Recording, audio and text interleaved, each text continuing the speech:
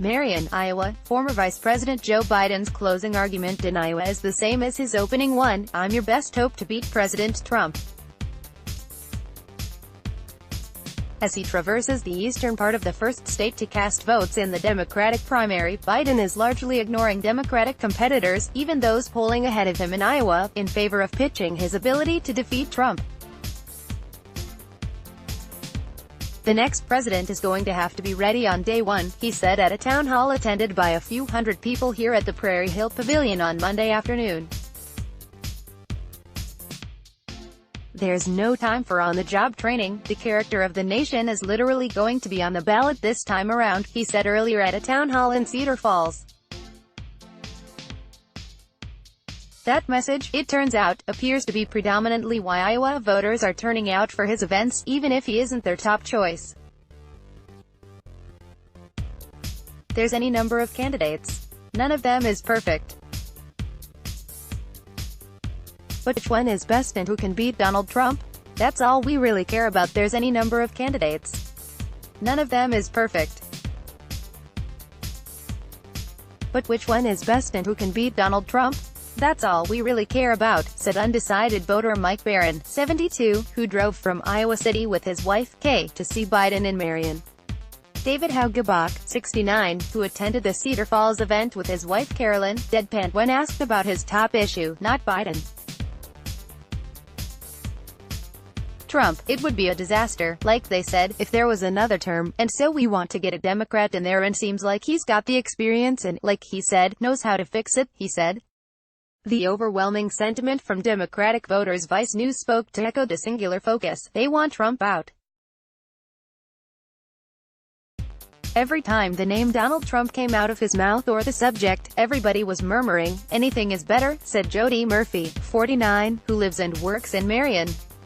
Murphy described herself as a strong Biden supporter because he is the best candidate to win and unite the country. She's not worried about the attacks that Biden has sustained in recent months from President Trump, who regularly criticizes both the former vice president and his son Hunter.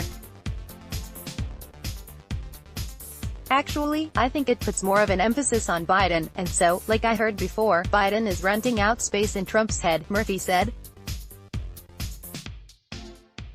"I really believe it might benefit Biden more, and hey, it is free advertising."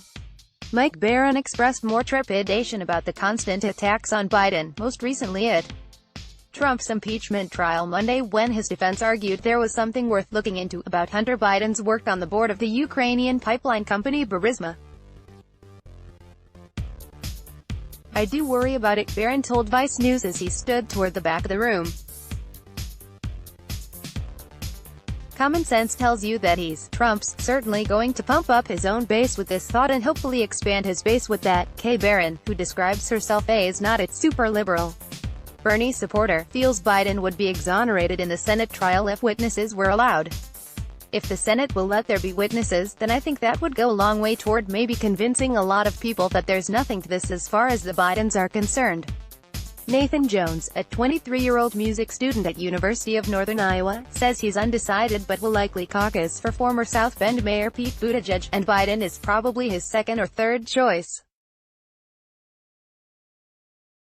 Jones says that when it comes to the general election, he is most concerned about beating Trump, but in the primary phase he still wants to hear candidate plans on healthcare, college affordability, education plans, and military funding.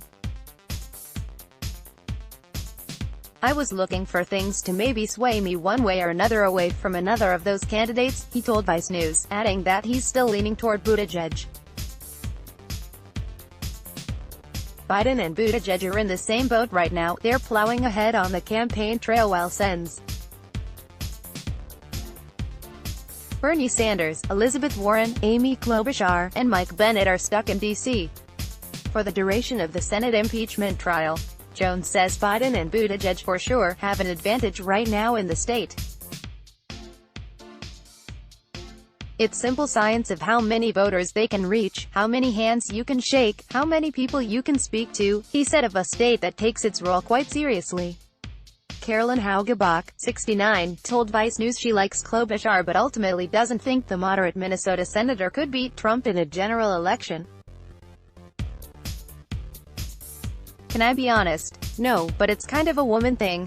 I would love to see a woman be president. In the end, I'm hoping Biden gets the nomination and I hope Klobuchar gets the VP cover. Former U.S. Vice President Joe Biden, 2020 Democratic presidential candidate, takes a selfie photograph with an attendee during a campaign event in Cedar Falls, Iowa, U.S., on Monday, Jan. 27, 2020. Photo, Al Drago, Bloomberg via Getty Images. Let's block ads. Why?